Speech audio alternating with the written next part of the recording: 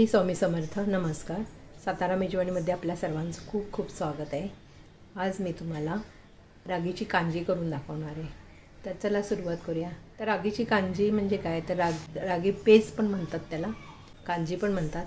तर ही खास लहान मुलांसाठी पण आणि जे वृद्ध लोक आहेत त्यांच्यासाठी पण खास ही रेसिपी आहे. कारण आजारी असल्यावर काय खावं किंवा काय नाही हा प्रश्न खूप पडतो आपल्याला, म्हणून त्यासाठी आज ती कांजी करून दिली मुलांना किंवा वृद्ध लोकांना, तर त्यांनी ताकद येते, म्हणून ही खास आज रेसिपी तुमच्यासाठी आहे. आता मी गॅसवर एक पातेलं ठेवलं आहे छोटं, त्यामध्ये मी पाणी तापवायला ठेवलेलं आहे. कारण आपल्याला त्यामध्ये आपल्या समजा 3-4 जणांना वाटी द्यायचं असेल, एक वाटी, तर त्यासाठी आपल्याला 3 चमचे तरी घालावे लागेल.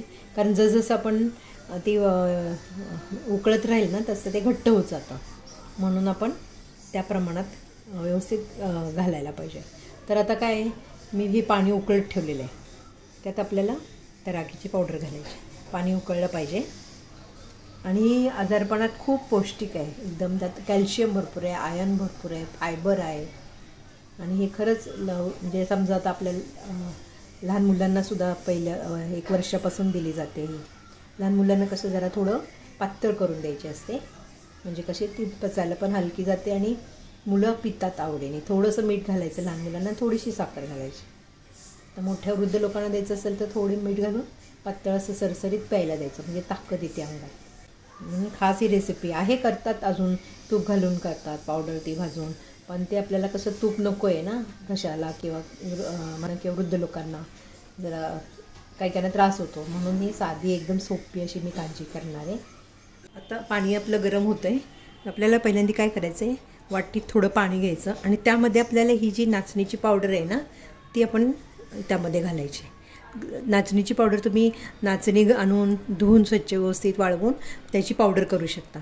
आता मी दुकानातून आणलेली आहे. तर तुम्ही ही पावडर आता मी 2 चमचे घालते ह्याच्यात, कारण आपण किती प्रमाणात बनवते त्यावर अवलंबून आहे. आणि ही पावडर आपण पाण्यात चांगली मिक्स करून घ्यायची, नाही तर काय होतं गुठळ्या बनतात, म्हणून खालीच आपण ही पावडर पाण्यामध्ये चांगली मिक्स करून घ्यायची. पौष्टिक असं हे आहे, एकदम छान आहे, पचायला पण हलके. जर उन्हाळ्यात त्याचं काय प्रमाण थोडं कमी करायचं बस, किंवा जिरे पावडर घालायची उन्हाळ्यात, म्हणजे मग उष्णता म्हणजे होत नाही. खरं रागी कशी आहे, तुम्ही भाकरी खाऊ शकता, डोसा खाऊ शकता, पण आता लहान मुलांना कधी छोट्या मुलांना खाता येत नाही, म्हणून त्यांच्यासाठी खास असं पातळ बनवून द्यायची. खूप पौष्टिक आहे, म्हणून त्या आता एखाद्या वृद्ध लोक आहेत त्यांच्यासाठी सुद्धा पातळ अशी बनवून एकदम छान दिली ना, आजारपणात पिली जाते. मीठ घातलं म्हणजे अजून छान लागते. चांगली अशी पाण्यात अशी घुळवून घ्यायची, म्हणजे मग गुठळ्या होत नाहीत. बघा, पाहू शकता तुम्ही, एकदम मस्त अशी पाण्यात विरघळून घेतली मी चांगली. आता ती आपल्याला ह्या उकळत्या पाण्यात नुसते घालायचे. आता हे मी ह्या गरम पाण्यात घालणार आहे. हे एकीकडनं ओतत आपल्याला हलवायचं आहे.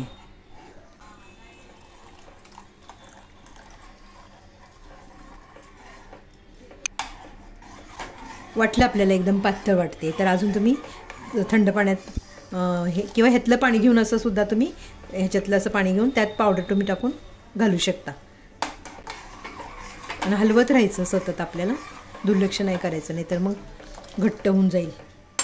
आता मी 1 चमचा ह्याच पाण्यात 1 चमचा घालून म्हणजे हे पाणी वाटीत घेतलं आणि त्यात पावडर घातली 1 चमचा आणि पुन्हा एकदा मिक्स करून घेतलेलं आहे. तर आपल्याला म्हणजे जरा थोडंसं मला वाटलं पाणी पातळ वाटतं, तर म्हणून मी अजून घातले. हे आता सरसरीत मस्त. आता ह्यात आपल्याला मीठ घालायचं आहे, हलवत राहायचं असं बराच वेळ.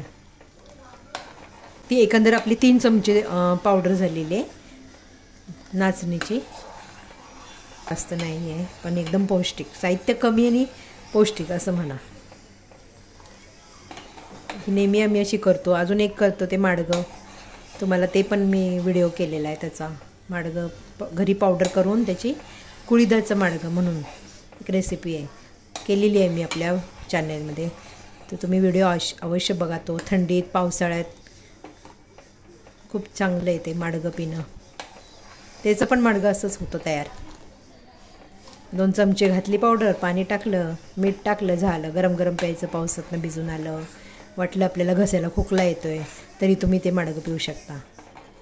हे आता मी नाचणीची केले, त्याचं पण केलेलं आहे. आपल्या हे सगळ्या पारंपरिक अशा रेसिपी भरपूर असतात माझ्या. तर तुम्ही चॅनेलला जरा तुम्ही सबस्क्राईब करा, लाईक करा जरा. असं वाटतं की बाबा एवढे पदार्थ बनवलेत मी, तर खूप पदार्थ बनवलेत. नाचणीची कांदे करून बघा तुम्ही. आता आपली होत आलेली आहे. आपल्याला जास्त घट्ट नको आहे म्हणून मी पातळ केलेली आहे. आता आपल्याला याच्यात थोडं मीठ घालायचं आहे. असं खारट नाही करायचं, मीठ अगदी थोडं टाकायचं चिमूटभर. त्याला पण आराम मिळतो ह्याने.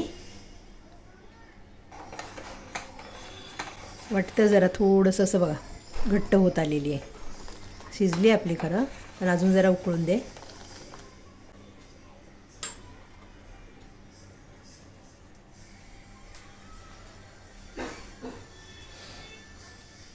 मी थोडीशी एकदम, आता समजा लहान मुलांना जर तुम्ही घालणार असाल तर थोडीशी साखर घालायची, जास्त नाही.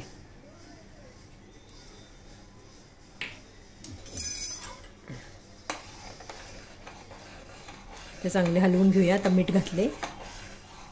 टेस्ट बघा तुम्ही आधी तुम्हाला कसे वाटते आणि मग तुम्ही अजून मीठ वाढवू शकता. अशी बघा घट्ट होत आली की नाही, मग जास्त घट्ट पिवली जाणार नाही ना, अशीच बरी एकदम. लहान मुलांना सुद्धा पातळच पिता येतं.